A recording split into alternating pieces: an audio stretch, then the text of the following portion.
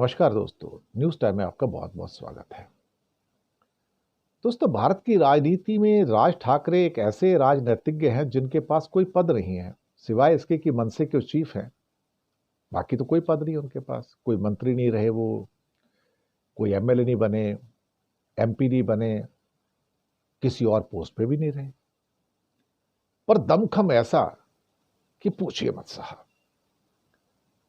कभी कभी अपने मुंह से ऐसा सच बोल जाते हैं कि सारी भारतीय जनता पार्टी और आरएसएस तिलमिला के रह जाती है साहब, पर कुछ कर नहीं पाती। अभी भी कुछ ऐसा बोल गए, अगर कोई और शख्स ऐसा बोल देता तो अब तक हिमंता बिस्वा शर्मा, योगी आदित्यनाथ, मोहन यादव, इन जैसे जितने भी ये मुख्यमंत्री हैं ना, और कई और, अब तक उस आदमी के खिलाफ 100 एफआईआर हो जाती थी और बहुत सारे लोग अदालतों में पहुंच जाते थे कि हिंदुओं की भावनाओं को आहत किया गया। लेकिन साहब, जो शख्स इस समय बीजेपी को कुंभ के गंगा जल के नाम पर जो चैलेंज कर रहा है, उसका नाम राज ठाकरे है। तो राज ठाकरे की मैं तारीफ तो करूंगा इस मामले में। मेरे कई और एपिसोड है, मैंने हमेशा राज ठाकरे की इस मामले में तारीफ की है, उसकी हिम्मत की, उसकी बेबाकी की मैंने प्रशंसा की है। पूना के पास पिंपरी चिंचवाड़ में मनसे के 19वें स्थापना दिवस के मौके पर वो बात कर रहे थे। उन्हीं की पार्टी के एक नेता है बाला नंदगांवकर, कुंभ नहाने चले गए, वहां से कुछ गंगा जल ले आए और ले आए तो फिर उसको राज ठाकरे को दिया, जी आप इसको पी सकते हैं। राज ठाकरे कहते हैं, तुम मुझे ये पीने को कह रहे हो, ये गंगा जल थोड़ी है, तो गंदा जल है। मैं तो, तुम पीने की बात करते हो, मैं तो कभी उस नदी में जाके नहाऊं भी ना। तो वो भी चौंके, भी ये क्या है। और खुद ही कहा उन्होंने कि बाला नंदगांवकर मेरे लिए गंगा जल लेके आए थे, मुझसे कहा कि पी लो। मैंने कहा मैं नहाने वाला भी नहीं हूं, तो पीने की बात क्या कर रहे हो उसके अंदर, वो गंगा जल नहीं है, बहुत गंदा जल है वहां पर। कहता कौन पिएगा ऐसा पानी, अभी अभी कोविड गया है, 2 साल तक मास्क लगाकर घूम रहे हैं, अब वहां जाकर स्नान कर रहे हैं, कौन उस गंगा में जाके कूदेगा। श्रद्धा का कुछ अर्थ तो होना चाहिए। फिर कहते हैं, मैंने लोगों को शरीर रगड़ रगड़ कर गंगा में नहाते देखा, कोट अनकोट। ये कौन कह रहा है, राज ठाकरे। कई लोग कपड़े धो रहे थे। बोलते हमारे देश की सारी नदियां प्रदूषित हैं, विदेशों में जाओ सारी नदियां साफ रहती है, पूरे साल साफ रहती हैं। बोलता आस्था का मतलब क्या है, हमारे देश में एक भी नदी साफ नहीं, कैसी आस्था, किसकी आस्था।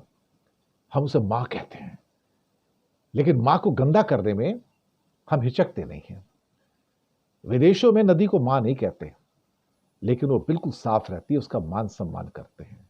हमारी सारी नदियां प्रदूषित हैं, कोई नहा रहा है, कोई कपड़े धो रहा है, कोई मलमूत्र कर रहा है, सब कुछ कर रहा है। बोलते राजीव गांधी के काल से मैं सुनता आ रहा हूं कि गंगा नदी को साफ किया जाएगा, हुआ क्या। कहता लोगों को इस अंधविश्वास से और अपनी झूठी आस्था से बाहर आना चाहिए और अपने दिमाग का सही इस्तेमाल करना चाहिए। ये बातें बड़ी चुभी, बीजेपी को बड़ी चुभी। बोलता आप पीने की बात करते हो गंगा जल की, मैं तो उसमें नहाऊं भी ना, पीने की तो बात बहुत दूर की है, इतना गंदा जल है उसका, कौन नहाएगा वहां जाके। बीजेपी के एक नेता तुषार भोसले ने टिप्पणी कर दी कि महाराष्ट्र की जनता आपको घर बिठा देती है, अगर आप गंगा जल नहीं पी सकते तो एक बार माथे पर गंगा जल का कलश रख लो। और एक और नेता वो कहते हैं कि राज ठाकरे को माफी मांगनी चाहिए, हिंदू धर्म का अपमान है। बीजेपी को राज ठाकरे से पूछना चाहिए कि करोड़ों लोगों ने जिस महाकुंभ में डुबकी लगाई, राज ठाकरे उस पर कैसे सवाल खड़े कर सकते हैं। 60 करोड़ लोगों ने स्नान किया है, राज ठाकरे कहते हैं पानी गंदा, पीने लायक नहीं है, पीने का नहाने लायक नहीं है। राज ठाकरे ने यह भी किया, भैया मैंने कोई पाप थोड़ी किया जो मैं गंगा नहाऊंगा जाके, जिन्होंने पाप किए वो गंगा नहा रहे हैं जाके। ये बात और चुभ गई साहब, चुभेगी कि मैंने तो कोई पाप किए नहीं ना, जिन्होंने पाप किए वो जाए गंगा नहाए, एक बार क्या 4 बार जाए। प्रधानमंत्री ने भी पाप किए हैं, योगी ने पाप किए होंगे, तभी तो जा रहे हैं। यही तो राज ठाकरे कह रहे हैं। राज ठाकरे की बात उस समय आई जब सब लोग इस बात की आलोचना कर रहे थे कि कुंभ का पानी, प्रयागराज का पानी पीने लायक नहीं है, वो नहाने लायक भी नहीं है। और मोदी सरकार का जो केंद्रीय प्रदूषण नियंत्रण बोर्ड था, CPCB, central pollution control board, उसकी भी रिपोर्ट आई थी कि इसमें मलमूत्र की संख्या इतनी ज्यादा है कि ये तो अंदर जाने के, पानी के अंदर जाने लायक नहीं है। नहाने की तो बात छोड़ दो, लेकिन योगी जी ने अपने पोल्यूशन बोर्ड की एक और रिपोर्ट निकलवा ली। पुरानी कोई रिपोर्ट थी, नहीं जी पानी बहुत बढ़िया है, पीने लायक भी है, फिक्र मत करो। अपने ही सरकार के, अपने प्रधानमंत्री की रिपोर्ट के खिलाफ योगी सरकार रिपोर्ट दे रहे हैं कि पानी ठीक है। फिर उस चक्कर में कांग्रेस के नेता हरीश रावत भी आ गए, गंगा आस्था है, जीवन है, विश्वास का नाम है, हमारी सनातनी परंपरा है, ऐसी बातें हमारी भावनाओं को ठेस पहुंचाती हैं, तो भैया गिरफ्तार कर लो उनको। बीजेपी वाले दुखी हैं, कुछ शिवसेना वाले भी उनसे दुखी हैं, कुछ और लोग भी उनसे दुखी हैं, कुछ कांग्रेस वाले हरीश रावत जैसे लोग भी दुखी हैं। भैया जी एफआईआर कर लो।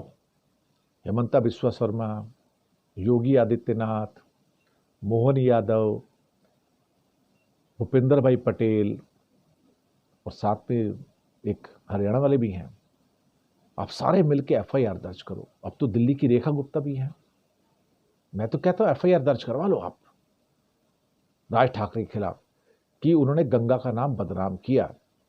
ये बोला ऐसी गंगा में, इसे गंगा जल नहीं है, गंदा जल है ये। कहता फिर मैंने तो कोई पाप थोड़ी की जो मैं गंगा में नहाऊंगा, गंगा में नहाने वो गए जिन्होंने पाप किए होंगे।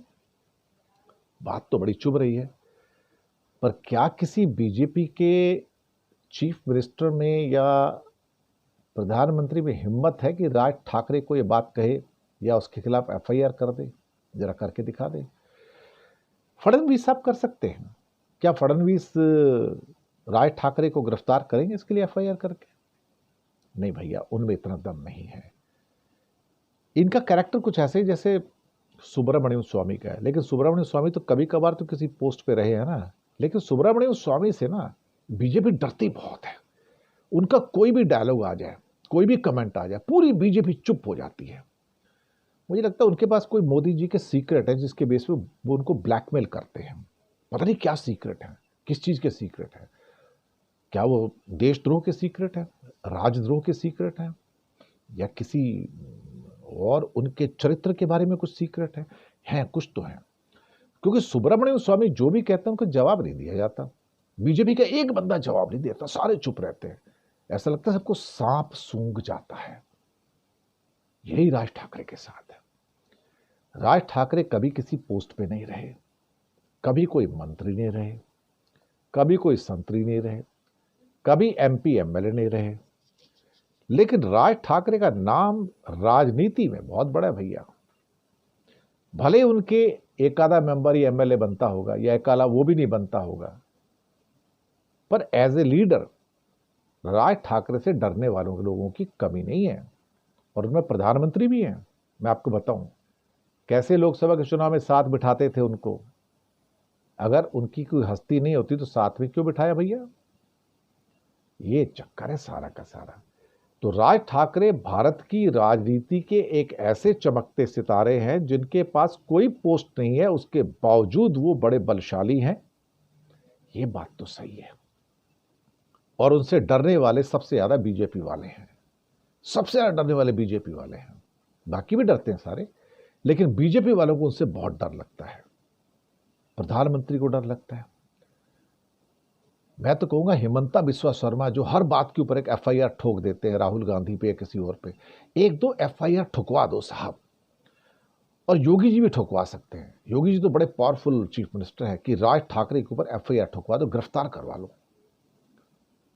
राज ठाकरे को कहीं गिरफ्तार करके अगर हेमंता बिस्वा शर्मा ले गए और योगी जी कहीं ले गए तो भैया महाराष्ट्र का क्या होगा? सवाल बड़े हैं साहब। यही पावर है उसकी, यही शक्ति है राज ठाकरे की कि जो कुछ भी कहा जाए, राज ठाकरे के पास साहस भी है, बेबाकी भी है, और उनकी बात पर कुर्बान हो जाने वाले भी लाखों लोग हैं। एक बात के ऊपर कुर्बान हो जाने वाले लाखों नहीं, मिलियंस एंड मिलियंस लोग हैं इस महाराष्ट्र में। भले ही हो सकता है वो राज ठाकरे को वोट ना दें, लेकिन राज ठाकरे को कहीं कुछ हो गया तो भाई वो क्या करेंगे किसी को नहीं पता। ये बात सही बता रहा हूं आपको मैं। तो कुछ लोग कुछ ना होते हुए भी बहुत सतर्क रह के, एक किस्म से कहा जाए, पावरफुल हो जाते हैं। राज ठाकरे उन्हीं हस्तियों में से एक है एक अजब गजब हस्ती है साहब, अजब गजब हस्ती, कि कुछ ना हो के भी वो बहुत कुछ है, बहुत बहुत कुछ है। शुक्रिया आपका बहुत बहुत।